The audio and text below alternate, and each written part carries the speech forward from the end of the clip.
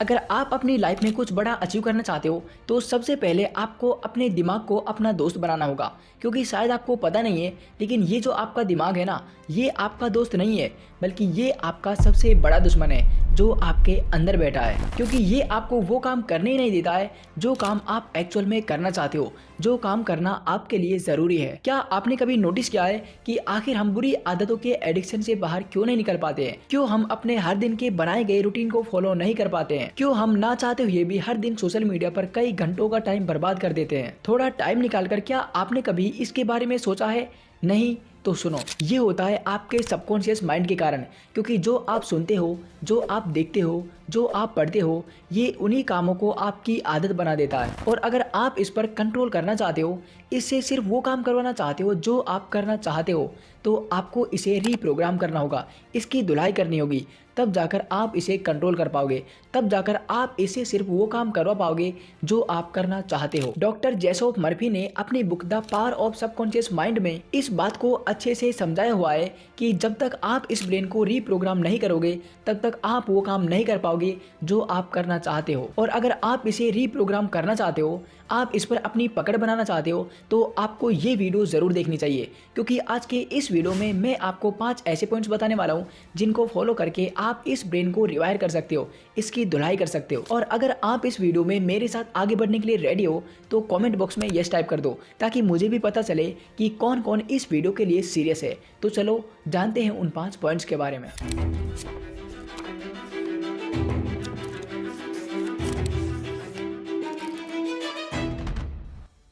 Number 1, अपने subconscious mind को समझो। देखो, किसी भी प्रॉब्लम को सॉल्व करने के लिए हमें उसकी जड़ तक जाना होता है, हमें उसे अच्छे से समझना होता है, तब जाकर हम उसको सॉल्व कर पाते हैं। ठीक उसी तरह से अगर आप सबकॉन्शियस माइंड पर अपनी पकड़ बनाना चाहते हो, उसे रीप्रोग्राम करना चाहते हो, तो सबसे पहले आपको उसे अच्छे से समझना होगा कि आखिर ये काम कैसे करता है, ये चलता कैसे है। तब जाकर आप उसे रीप्रोग्राम कर पाओगे, उसकी धुलाई कर पाओगे। और आप सबकॉन्शियस माइंड को कुछ ऐसे समझ सकते हो जैसे कि आपके फ़ोन के बैकग्राउंड में चलने वाले ऐप्स, जो आपको दिखाई तो नहीं देते हैं लेकिन बैकग्राउंड में चलते रहते हैं। ठीक उसी तरह से आपको दिखाई नहीं देता है लेकिन आपके सबकॉन्शियस माइंड में वही सब चीज़ें चलती रहती है जो आप देखते हो, जो आप पढ़ते हो, जो आप सुनते हो। और फिर यही काम धीरे धीरे आपकी अच्छी या बुरी आदत बनती है। The power of subconscious mind में इस बात को समझाया हुआ है कि अगर आप रेगुलर बेसिस पे अपने थॉट्स को मॉनिटर नहीं करते हो तो फिर आपका ब्रेन ऑटो पायलट मोड पर चलने लगता है, और जो काम आप रोजाना करते हो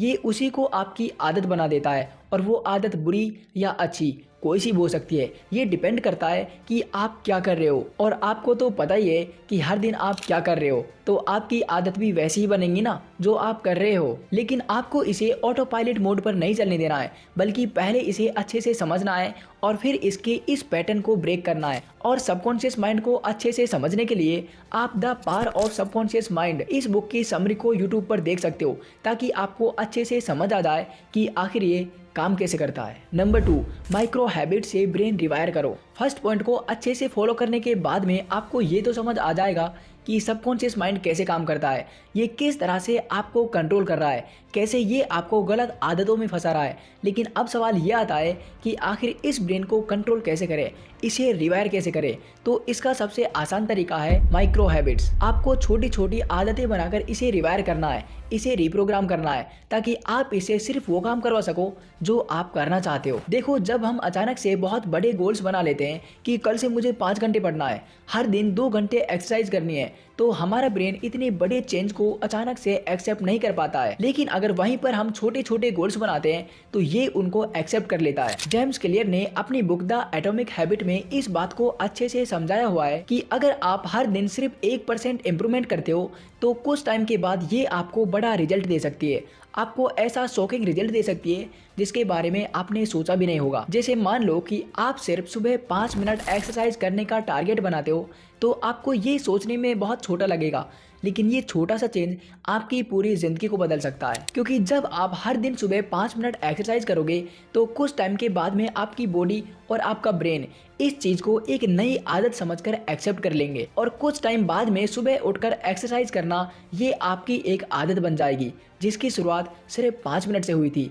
और अगर वहीं पर आप ये टारगेट बनाते कि मुझे हर दिन 1 घंटे एक्सरसाइज करना है, तो आप कभी भी 1 घंटे एक्सरसाइज नहीं कर पाते और ना ही आपकी ये कभी आदत बन पाती। तो इसलिए छोटी छोटी आदतें बनाकर अपने ब्रेन की धुलाई करो, इसे रिप्रोग्राम करो। नंबर 3, बैड हैबिट्स को रिप्लेस करो। देखो भाई, बैड हैबिट्स को छोड़ना बहुत ज़्यादा टफ है और यही रीज़न है कि 99% लोग अपनी बुरी आदतों को छोड़ ही नहीं पाते हैं। वो इनको छोड़ने में फेल हो जाते हैं और इसका रीज़न है कि वो इन आदतों को छोड़ने का ट्राई करते हैं, जबकि ऐसा नहीं है। अगर आप इनको छोड़ने की बजाय रिप्लेस करने की कोशिश करोगे तब जाकर आप इनको छोड़ सकते हो। लेकिन अगर आप ये सोचोगे कि मैं इस आदत को छोड़ दूंगा, तब आप इसको कभी नहीं छोड़ पाओगे। यही सच्चाई है। द पावर ऑफ हैबिट में एक बात बहुत अच्छी बताई गई है कि हम किसी भी आदत को इसलिए नहीं छोड़ पाते हैं क्योंकि वो एक लूप में चलती है, यानी क्यू, रूटीन एंड रिवॉर्ड। मतलब आपको जब कोई ट्रिगर मिलता है यानी कि क्यू, तो आप एक रूटीन फॉलो करते हो और उसके बाद में आपको सेटिस्फैक्शन मिलता है, आपको खुशी मिलती है और वो आपका रिवॉर्ड है। फॉर एग्जाम्पल, जब आप बोर्डम फील करते हो तो ये आपका ट्रिगर है यानी कि क्यू। उसके बाद आप रील्स देखना स्टार्ट कर देते हो, ये आपका रूटीन है। और उसके बाद में जो आपको खुशी मिलती है, जो इंस्टेंट प्लेजर मिलता है, वो आपका रिवॉर्ड है। और हर आदत इसी एक लूप में चलती है और आप इस लूप को ब्रेक नहीं कर सकते। लेकिन हाँ, जो आप इस लूप में काम कर रहे हो आप उसे बदल सकते हो, यानी कि अपनी आदतों को बदल सकते हो। जैसे कि मान लो, जब आप बॉर्डम फील करते हो तो आप रील्स देखने लग जाते हो, लेकिन यहाँ पर आपको रील्स नहीं देखना है बल्कि आपको बुक पढ़ने का ट्राई करना है या फिर आपको बाहर घूमने जाना है, यानी कि आपको अपने काम को रिप्लेस कर देना है। जब आप काम को रिप्लेस करोगे